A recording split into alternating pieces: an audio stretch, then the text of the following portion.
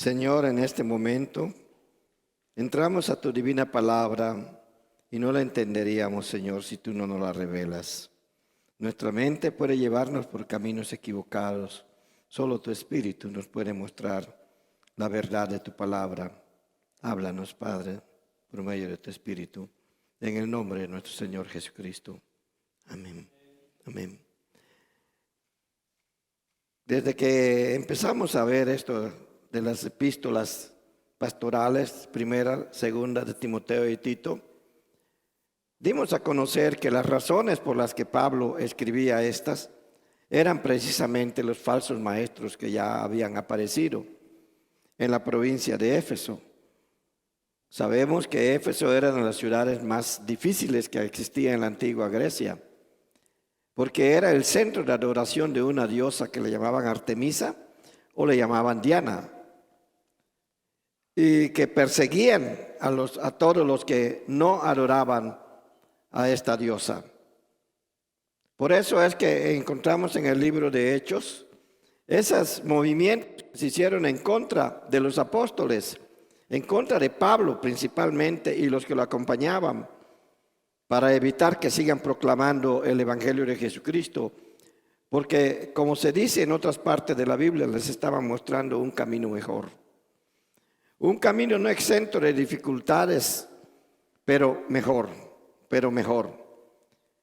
Cuando Pablo envía a Timoteo y lo deja allí en Éfeso, él sabía dónde estaba dejando a Timoteo y sabía quién dejaba.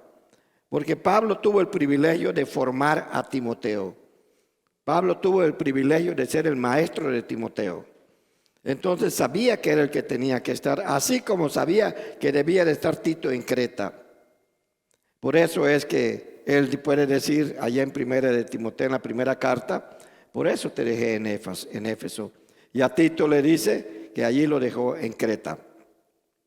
Ciudades griegas, como yo les decía la semana pasada, de donde salía lo que es el pensamiento humano, la filosofía. Mucho de la filosofía nace por esos lugares. Claro, en tiempos más antiguos, al tiempo de Cristo, nace la filosofía en la Grecia de entonces, con un montón de ideas totalmente alejadas de lo que es la palabra de Dios. Algunos de ellos pudieron conocer lo que es la Torá, el Antiguo Testamento, porque sabemos al estudiar un poco la historia y la filosofía que Platón viajó por todo el mundo entonces conocido. Y más que en ese entonces, Platón fue un contemporáneo de Alejandro el Grande. Entonces, la parte que conquistó Alejandro, es muy posible que Platón lo haya visitado. Sí se sabe que viajó por todo el imperio griego entonces conocido. Por eso es que sabemos que esos lugares eran lugares muy difíciles. Y ocurría que allí en Éfeso, como en Creta, empezaron a surgir personas que mezclaban las antiguas enseñanzas paganas con el cristianismo naciente, con el cristianismo que se estaba conociendo allí, porque en ese lugar era nuevo. Al estar mezclando las tradiciones paganas con la palabra de Dios, empiezan a salir lo que son las herejías, y es a los que Pablo llama falsos maestros. Pero le está diciendo a Timoteo y a Tito cómo es que puede identificar a lo que es un falso maestro. Pero quiero decirles que esta parte que yo quería darla toda, la tuve que dividir en dos partes. Hoy solo voy a ver hasta el versículo 9. Entonces, Pablo quería que Timoteo conociera o supiera cómo identificar a un falso maestro, pero también le decía cómo podría conocer las cosas de Dios para poder debatir con los falsos maestros. Porque una característica de los falsos maestros es que creen tener la verdad y por lo tanto buscan debatir contigo para destruir tus ideas. Son unas cosas que hasta en el día de hoy las encontramos con los diferentes movimientos sociales que se dan y como algunas personas cuando apenas saben o tú dices que eres cristiano, buscan hasta tratar de demostrarte que tu cristianismo es anticuado, es obsoleto. Y yo creo que ellos mismos no conocen el cristianismo como para decir eso, sino repiten lo que otros les han dicho. Porque los que conocemos del cristianismo sabemos que ni es anticuado ni es obsoleto. Y que todo lo que está en la Biblia de aquellos tiempos tiene sentido el día de hoy. Es tan moderno como lo fue en su tiempo cuando estas palabras fueron dadas. Entonces, Pablo empieza a decir que va a llegar un momento en que estos falsos maestros van a ser muy fuertes, que pueden hacerle mucho daño a la iglesia. También les dije en las anteriores pláticas, en las anteriores reflexiones, que le estaba diciendo quiénes son las personas o qué tipo de características deben de manifestar las personas que le van a hacer frente a estas cosas. No todos deben de hacerlo. Por eso habla del obispo y de los diáconos como el primer frente que deben de responder a estas inquietudes. No recuerdo si aquí lo dije o en otras pláticas que he tenido durante esta semana, lo dije. Pero una de las cosas que yo he visto, por ejemplo, en los medios masivos de difusión del día de hoy, es que a los que ellos entrevistan para poder sostener sus ideas, como por ejemplo que Dios tuvo esposas, yo no sé si usted lo ha oído en Discovery Channel, pero yo sí lo oí, y consultan a una teóloga. Cuando yo me pongo a revisar quién es esa teóloga, sí, salió de la Universidad de Oxford, sacó un doctorado en teología, pero desde antes que ella entrara a ese doctorado, y ella misma lo dijo, y lo dijo en un programa en Inglaterra, estuve leyendo el periódico El Guardián de Inglaterra, donde le hicieron la entrevista, y ella misma dice que no creía en Dios cuando se metió a estudiar teología. Sin embargo, era la principal exponente de lo que es el cristianismo desde su punto de vista negativo en el programa de Discovery Channel. Y muchos le escucharon porque, estudió teología en Oxford, y Oxford es una universidad grandísima. De allí vienen los falsos maestros. Ellos se preparan muy bien. Los falsos maestros se preparan muy bien. Entonces, aquí en el capítulo 3, nosotros vamos a encontrar a un Pablo diciendo cómo los podemos identificar. Y nos empieza a decir que debemos de conocer los tiempos en los primeros 4 versículos.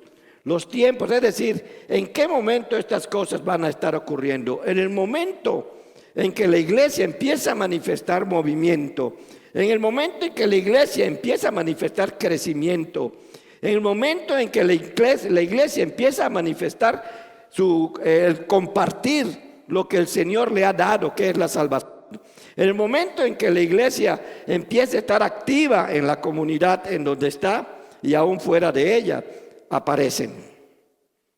Y aparecen con la finalidad de destruir el trabajo de Dios. Porque creen que haciendo esas cosas ellos van a mostrar al Dios que ellos se han construido. Cuando yo hablo con muchas personas, yo les puedo determinar, según ellos me dicen lo que consideran que es Dios, me puedo dar cuenta cuál es el tipo de Dios que tienen. Y algunas veces se los he dicho.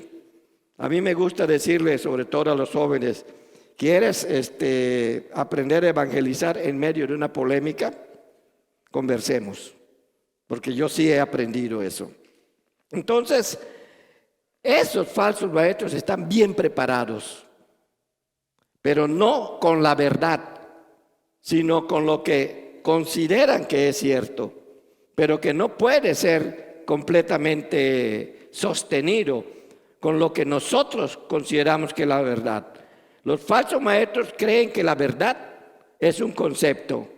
Eso viene de la filosofía griega. La verdad es un concepto, por ser un concepto, hay verdad relativa, hay verdad absoluta, lo que hoy es cierto, mañana puede no ser cierto, por eso la verdad es relativa, y no hay verdad absoluta, porque si fuera absoluto sería cierto hoy y para siempre. Y esos son conceptos. Pero nosotros tenemos en las Escrituras que la misma Biblia dice, el mismo Jesucristo confiesa, yo soy la verdad.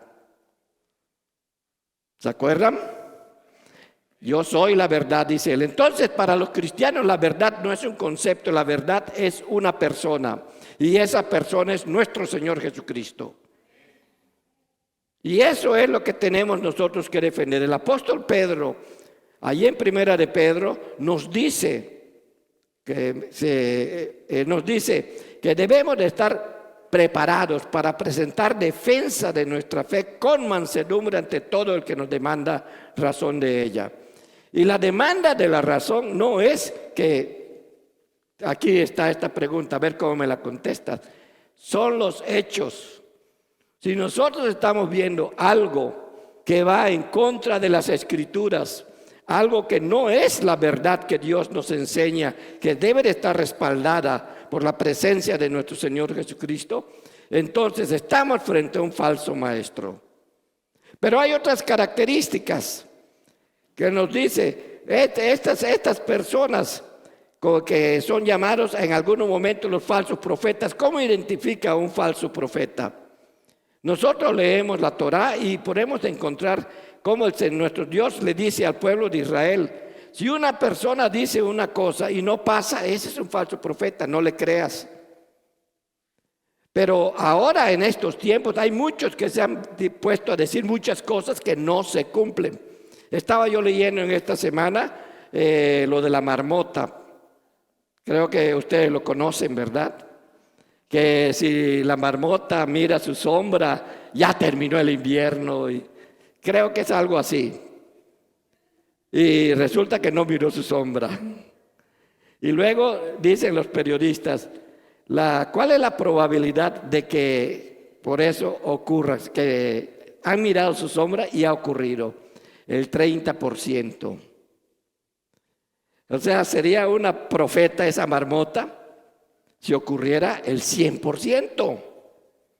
Pero de todos los profetas de los que se dicen profetas que hay en la tierra el día de hoy, está alrededor del 30% que se cumple lo que ellos dicen. Hasta del mismo Nostradamus. Yo no sé si ustedes han leído de que se ha demostrado que de todo lo que él dijo y que se le da mucha difusión para desviar la atención de los verdaderos profetas de Dios, que son los que están aquí, aparecen en las Escrituras,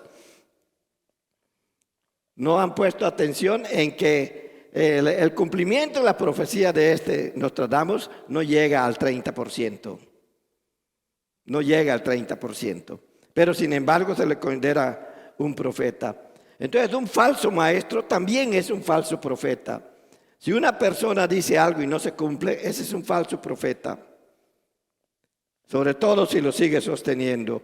Entonces, para los judíos, cuando decimos que hay que conocer los tiempos, para los judíos el concepto de los últimos días, así como aparece aquí en el versículo 1, en los postreros días, el concepto de los postreros días abarcaba una larga lista de ayes finales.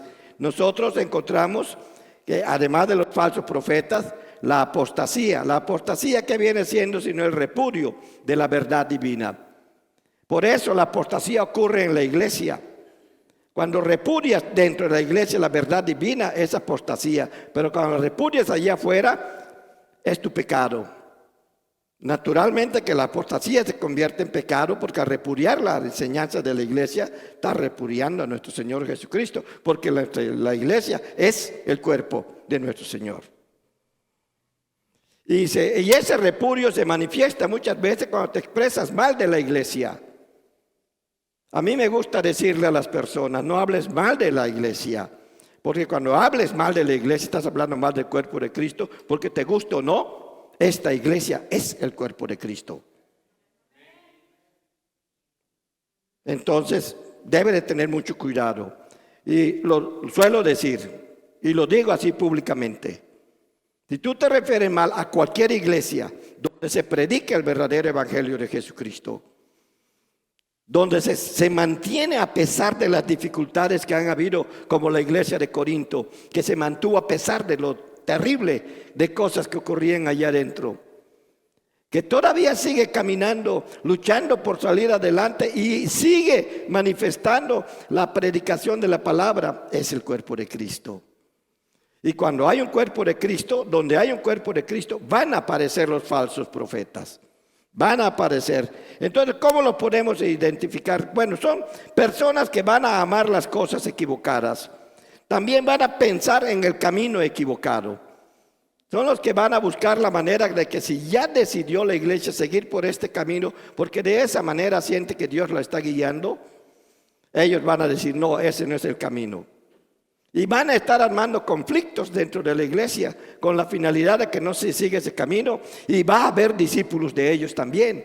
Los falsos maestros son maestros porque tienen discípulos, tienen alumnos. Entonces tenemos que identificar eso. Primero, van a amar las cosas equivocadas. Van a permitir ciertas cosas que de acuerdo a la palabra de Dios no deben de estar ocurriendo. Van a permitir el chisme, van a permitir la deshonra a los padres. Y nosotros lo vemos en el mundo de hoy. Los hijos deshonran a los padres con solo la desobediencia. Y dicen, no, es que son jóvenes, los adolescentes así son. Y ya les empiezan a perdonar cosas. El que enseña eso es un falso maestro, porque la Biblia dice, honra a tu padre y a tu madre.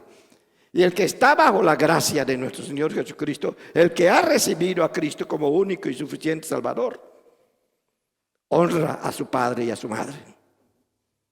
Si no lo hace, puedes cuestionar si realmente ha recibido a Cristo como único y suficiente Salvador.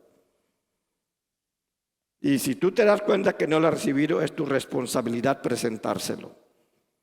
No tienes el derecho de rechazar a nadie por su pecado o por lo que sea. Tienes la responsabilidad de presentarle la verdad. Si la quiere oír, ya es situación, ya es problema de él. Si no la quiere oír, es su problema. De todas maneras, hay un día en que se va a presentar ante el juicio de Dios. Aunque no crea en Dios, se va a presentar ante el juicio de Dios. Lo dice en las Escrituras. Entonces nosotros sabemos que son personas que van a amar las cosas equivocadas. Van a enseñarlas también. Son personas que pensarán en el camino equivocado, hablarán palabras equivocadas, actuarán con pasiones equivocadas. Y cuando dice Pablo aquí en el versículo 3 de las pasiones equivocadas, como dice, sin afecto natural, implacables, calumniadores, intemperantes, crueles, aborrecedores de lo bueno, está hablando de las emociones del ser humano. Cuando dice sin afecto natural, se está hablando de lo que dice Romanos capítulo 1, versículos 26 y 27. Léalo usted o tome nota y léalo después en casa, y después si tiene preguntas me las hace. Son personas que reducen el nivel de la vida del ser humano a pasiones vergonzosas. Así es como le llama Pablo allí en Romanos. ¿Y por qué lo reducen a pasiones vergonzosas? Porque están tergiversando la palabra de Dios. Porque de esa manera, al tergiversar la palabra de Dios, justifican sus actos. Y a veces, como algunos movimientos hacen, solamente usan una línea de un versículo para sostener todo su pensamiento. Y no se dan cuenta que ese versículo es algo que está dentro de un capítulo, que está dentro de un libro, que está dentro de la Biblia. Por lo tanto, no puede ser interpretado así tan aisladamente. Entonces, cuando dice Pablo sin afecto natural, se está refiriendo a lo que él ya le había dicho a los romanos y que Tito conocía, que Timoteo conocía, porque fueron discípulos de Pablo. Entonces, habla de lo que es la perversión de la verdad. Y la perversión de la verdad es lo que se llama, en donde sea, una herejía. De manera que cualquiera que dentro de la iglesia pervierte la verdad de Dios, está cometiendo lo que se llama herejía. Y se va a dar en los últimos tiempos. Y se ha dado en estos tiempos. Y se pervierte la palabra de Dios. Y porque algunos dicen, no, tú eres muy conservador, muy tradicional, entonces yo me voy de aquí porque hay otro lugar donde sí me permiten tener esto, tener lo otro, y sí me permiten hacer esto y hacer lo otro. Hay varias cosas que voy a mencionar tal vez ahora, para que entendamos bien lo que está hablando Pablo. Son personas que, como resultado de que pervierten la verdad de nuestro Dios, naturalmente que al pervertirla cometen herejía, se vuelven implacables, es decir, personas que con sus actos enseñan que no quieren reconciliación. Una persona implacable no permite que cuando está enojada con otra persona haya reconciliación. Esa es una persona implacable. Esa es una característica de un falso maestro. Alguien que no puede permitirse la reconciliación. Es que yo estoy enojado con mi papá porque me trató mal y todo. Está siendo implacable. Es que yo no puedo olvidar lo que me hizo, por lo tanto, que lo perdone Dios, pero yo no. Eso es ser implacable. ¿Y cuántas personas de nosotros muchas veces hemos caído en eso? Y cuando caemos en eso, lo que estamos enseñándole a otros es que no estamos siguiendo la verdad, porque la verdad me dice que nos debemos perdonar unos a otros, que debemos ser lo suficiente humildes para poder aceptar que el otro también puede cometer errores. Y que al cometer errores, qué bueno que estoy yo para ayudarle a corregirlo. No puedes ser implacable si eres verdaderamente un hijo de Dios. Porque si eres implacable, no permitiendo la reconciliación unos con otros, a pesar de que Pablo se pasa buena parte de sus escritos diciéndole el más importante para mí, está en Romanos 12, 17 o 18, donde dice que en cuanto dependa de vosotros estar en paz con los demás, busca la reconciliación, busca la reconciliación. Si no te has dado cuenta, va a llegar el momento en que te des cuenta. Busca siempre la reconciliación. Ya si la otra persona no quiere reconciliarse, no es tu problema. Tú ya hiciste lo que tenías que haber hecho.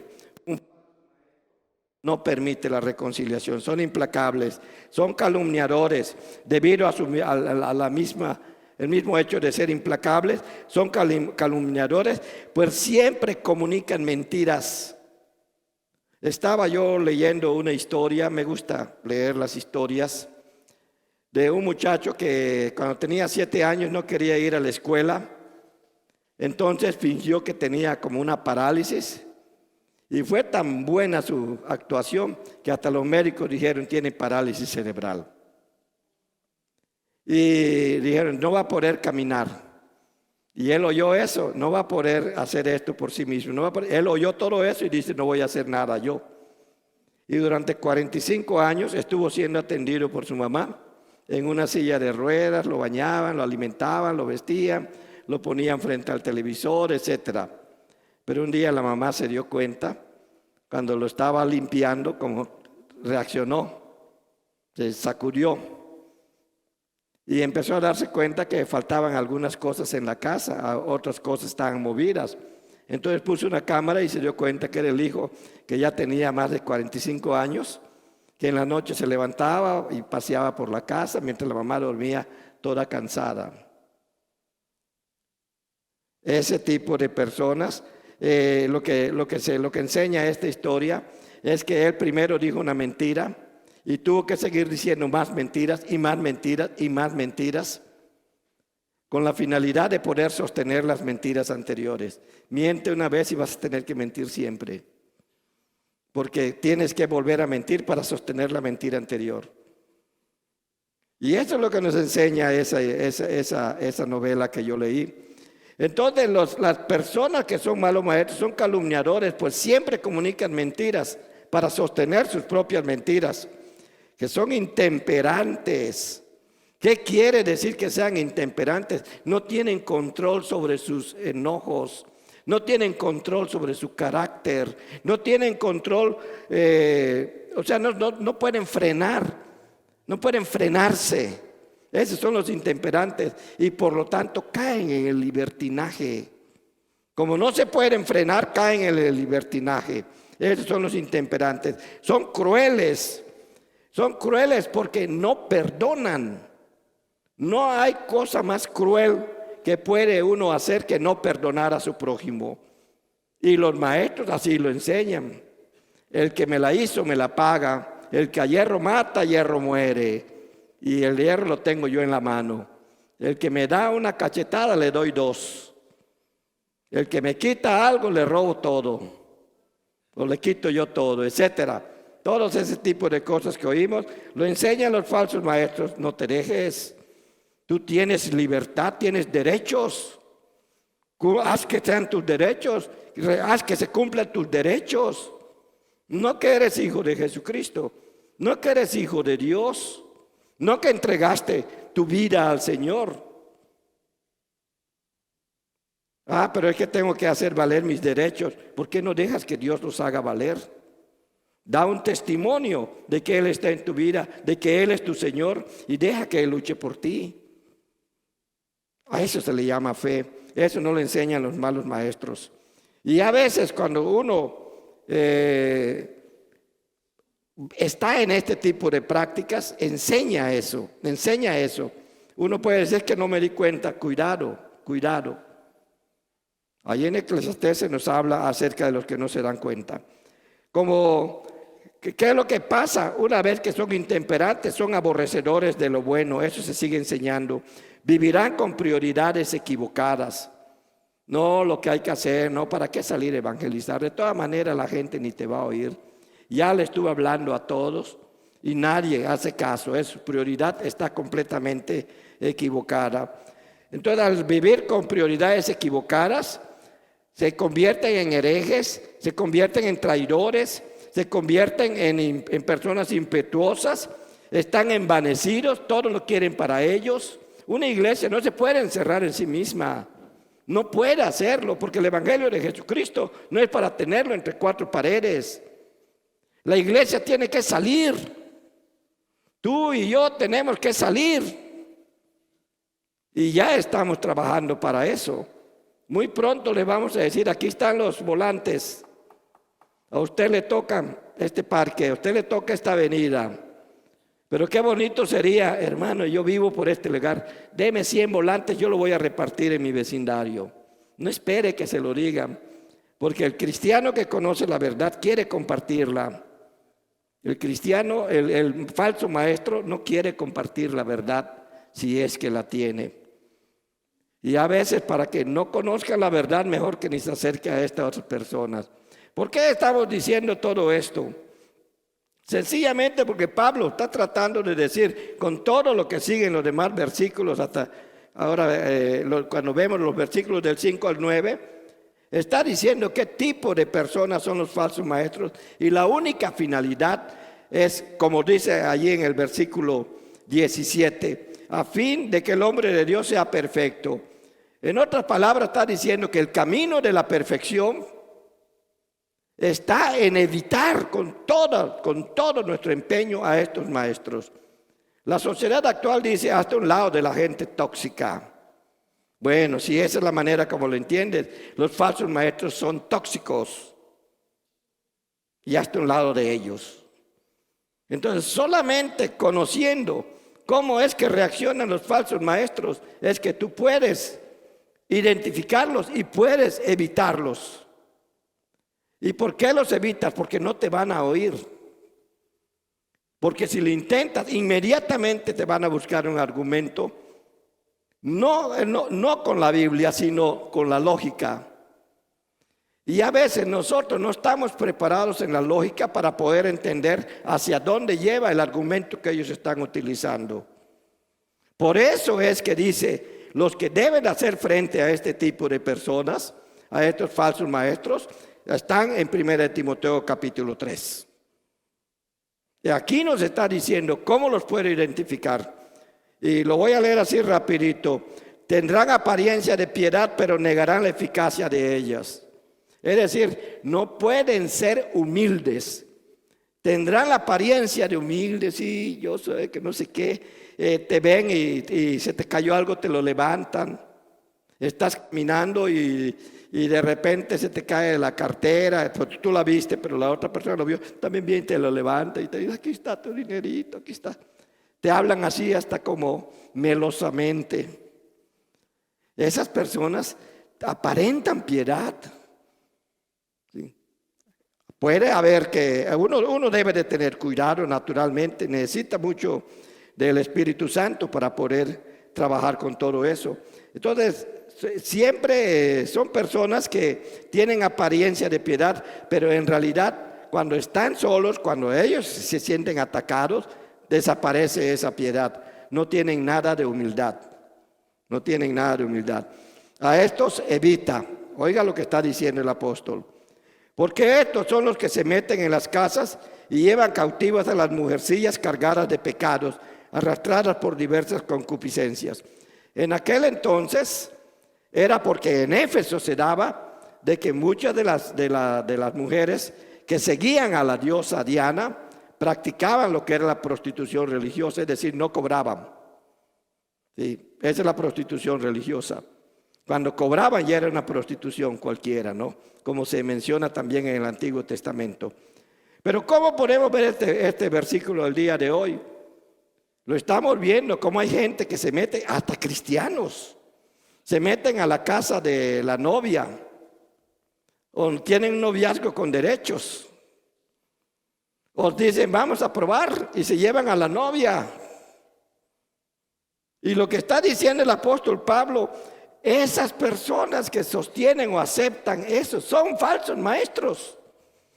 Porque nuestro Señor habla de la santidad del matrimonio. Así de que si no estás casado, busca casarte cuanto antes. A todos yo se los digo, a todos yo se los digo. Entonces el Señor sostiene la santidad del matrimonio.